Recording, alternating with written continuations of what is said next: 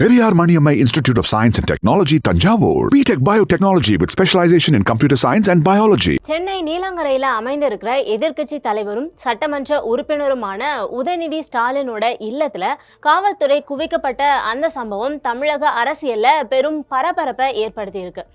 இந்த அதிரடி நடவடிக்கைக்கு தலைமை தாங்கி களத்துல நின்னவர் வேற யாரும் இல்ல, காவல்துறையில அதிரடி துப்பறிவாளர் அப்படின்னு பெயர் பெற்ற விஜயகுமார் ஐபிஎஸ் தான்.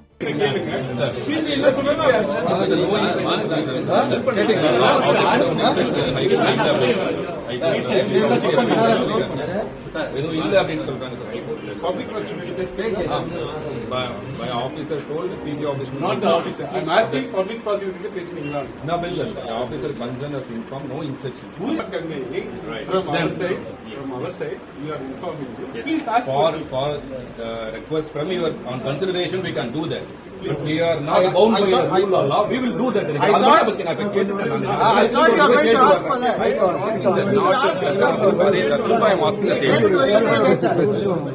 யார் இந்த விஜயகுமார் ஐபிஎஸ்? காவல்துறையில பல்வேறு முக்கிய பொறுப்புகளை வகித்து தன்னோட துரிதமான செயல்பாடுகளால பொதுமக்கள் மற்றும் உயர் அதிகாரிகளோட பெரும் மதிப்பை பெற்றவர் தான் விஜயகுமார் ஐபிஎஸ்.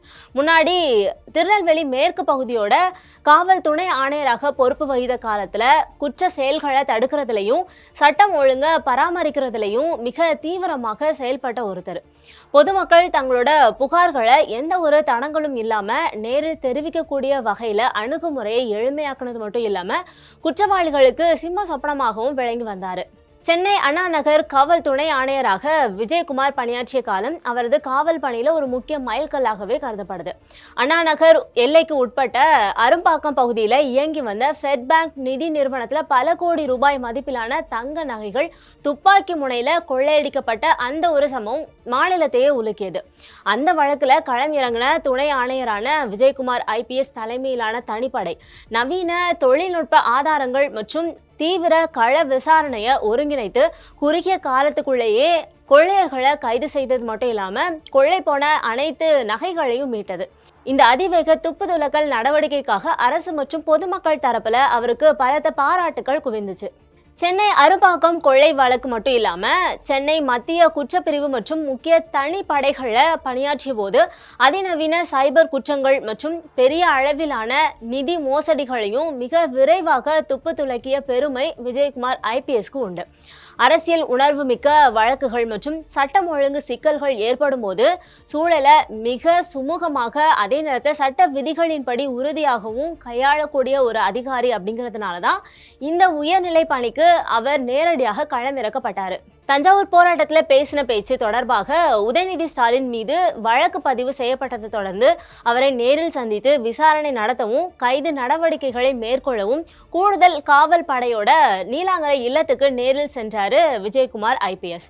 வீட்டின் வாசல்ல திரண்டிருந்த அமைச்சர்களான சேகர் பாபு, சுப்பிரமணியன் ஆகியோரோட கடுமையான எதிர்ப்புகள் மற்றும் வாக்குவாதங்களுக்கு மத்தியிலையும் சட்டத்தோட விதிகளுக்கு உட்பட்டு மிக நிதானமாகவும் உறுதியாகவும் தன்னோட கடமையை செய்த விதம் அங்கு இருந்தவர்களோட கவனத்தை பெற்றது. நீலாங்கரை இல்லத்துக்கு காவல்துறை வருகை தந்த செய்தி பரவுனதுமே அந்த பகுதியில நூற்றுக்கணக்கான திமுக தொண்டர்கள் மற்றும் வழக்கறிஞர்கள் குவிய தொடங்கிட்டாங்க. வீட்டின் நுழைவாயில குவிந்த தொண்டர்கள் காவல்துறையினருக்கு எதிராக கடுமையான கோஷங்களை எழுப்பினது மட்டும் இல்லாம வாகனங்களை உள்ள செல்ல விடாம தடுத்து நிறுத்துறதுக்கு முயற்சி செஞ்சாங்க. ஆனா சட்டம் ஒழுங்கு பாதிக்கப்படாத வகையில கூடுதல் அதிரடி படையினரை விரைவாக வரவழைத்து அசம்பாவிதங்கள் ஏதும் இல்லாம சூழலை கட்டுப்பாட்டுக்குள்ள கொண்டு வந்தாரு விஜயகுமார் ஐபிஎஸ்.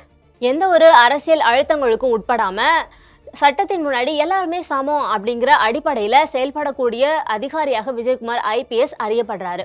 திருநெல்வேலியிலிருந்து சென்னை அண்ணா நகர் வரைக்கும் தன்னோட திறமையான செயல்பாடுகளால முத்திரை பதித்த இவர் தற்போது இந்த உயர்நிலை வழக்குலையும் சட்டப்பூர்வமான வழிமுறைகளை பின்பற்றி உறுதியோட செயல்பட்டு வராரு. எதிர்க்கட்சி தலைவர் உதயநிதி ஸ்டாலினோட நேற்றைய பேச்சு பெரும் புயலை கிளப்புச்சு. தஞ்சாவூர்ல காவிரி உரிமை தொடர்பாக நடைபெற்ற அந்த ஆர்ப்பாட்டத்துல உதயநிதி ஸ்டாலின் பேசிய சில கருத்துக்கள் எல்லை தாண்டியதாகவும் கண்ணியமற்ற முறையில அமைந்ததாகவும் புகார்கள் வைக்கப்பட்டிருந்துச்சு. உதயநிதி பெண்களை அவமதித்து விட்டதாக சொல்லி தமிழக வெற்றி கழகம் மாநில தழுவிய ஒரு தீவிர போராட்டங்களை முன்னெடுத்து வந்தாங்க.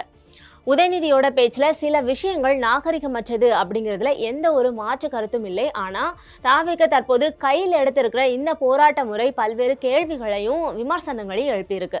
உதயநிதி ஸ்டாலின் மீதான இந்த வழக்கு மற்றும் கைது நடவடிக்கை தமிழக அரசியல்ல பெரும் புயலை கிளப்பியிருக்கு. ஒரு பக்கம் தாவேகவினர் பெண்களின் கண்ணியத்தை காக்கவே இந்த ஒரு போராட்டம் அப்படின்னு வீதியில இறங்கி இருக்கிற நிலையில, இன்னொரு பக்கம் திமுக வழக்கறிஞர்கள் இது முழுக்க முழுக்க பழி வாங்கும் நோக்கம் கொண்ட ஒரு பொய் வழக்கு, இதனை சட்ட ரீதியாக எதிர்கொள்வோம் அப்படின்னு அறிவிச்சிருக்கிறாங்க. ஒரே நாள்ல அரங்கேறிய இந்த அடுத்தடுத்த நகர்வுகளால தமிழக அரசியல் களம் உச்சக்கட்ட பரபரப்புல இப்போ இருக்குது. Subscribe to One India and never miss an update.